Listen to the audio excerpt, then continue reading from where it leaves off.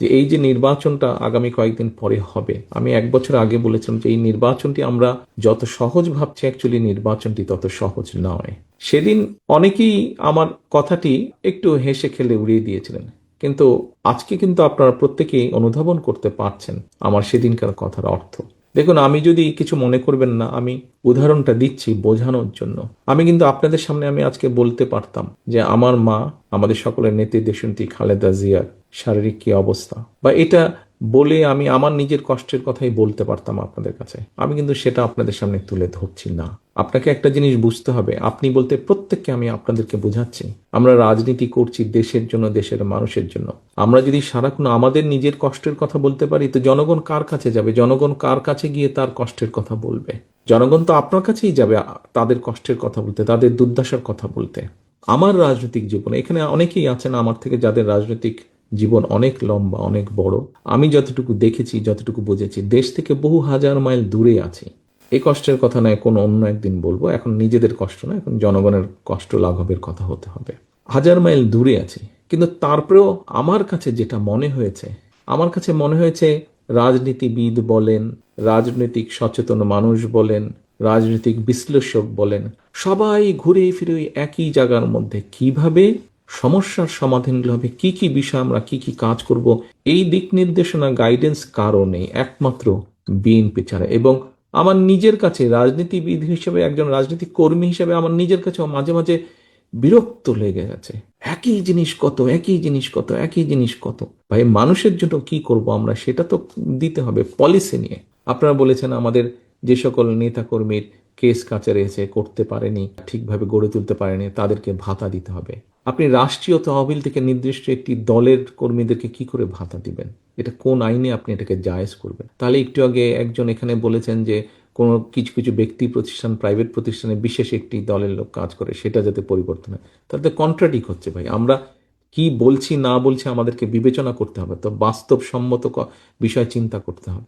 রাষ্ট্রীয় তহবিল থেকে আপনি নির্দিষ্ট কোনো দলের লোককে দিতে পারেন না, তাহলে তো যেই স্বৈরাচারকে আপনি বিদায় করেছেন, আমরা দেখেছি বিভিন্ন সময় খবর টবরে কিছু কিছু বেরিয়েছিল যে রাষ্ট্রীয় তহবিল থেকে তারা তাদের নিজেদের দলের লোকজনকে টাকা পয়সা দিয়ে থাকে। তাহলে তাদের আর আমাদের মধ্যে পার্থক্য হলো কি? অবশ্যই তো তাদের থেকে আমাদের পার্থক্য থাকতে হবে, মানুষ তো সেটাই প্রত্যাশা করে আমাদের কাছে।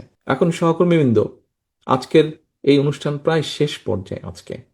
আপনাদেরকে আজকে যেই যে আমরা আপনারা কষ্ট করে আসলেন, আপনাদেরকে যে সারাদিন ব্যাপী আপনারা কষ্ট করলেন, 8টা ঘন্টা সময় এখানে, 8-10 ঘন্টা সময় এখানে ব্যয় করেছেন, আসতে সময় ব্যয় করেছেন, আসতে খরচ হয়েছে, আপনারা দুপুরে এখানে খেয়েছেন, সেই খাওয়াটা দলীয় তহবিলের থেকে ব্যবস্থার চেষ্টা করা হয়েছে, দলের নেতাকর্মীদের চাঁদার পয়সা দিয়ে সেই অর্থের সংস্থান করা হয়েছে, সেটা দিয়ে আপনাদেরকে আপ্যায়ন করা হয়েছে, এই হল ভাড়ায় ভাড়া লেগেছে, সেই টাকাটা দেওয়া হয়েছে।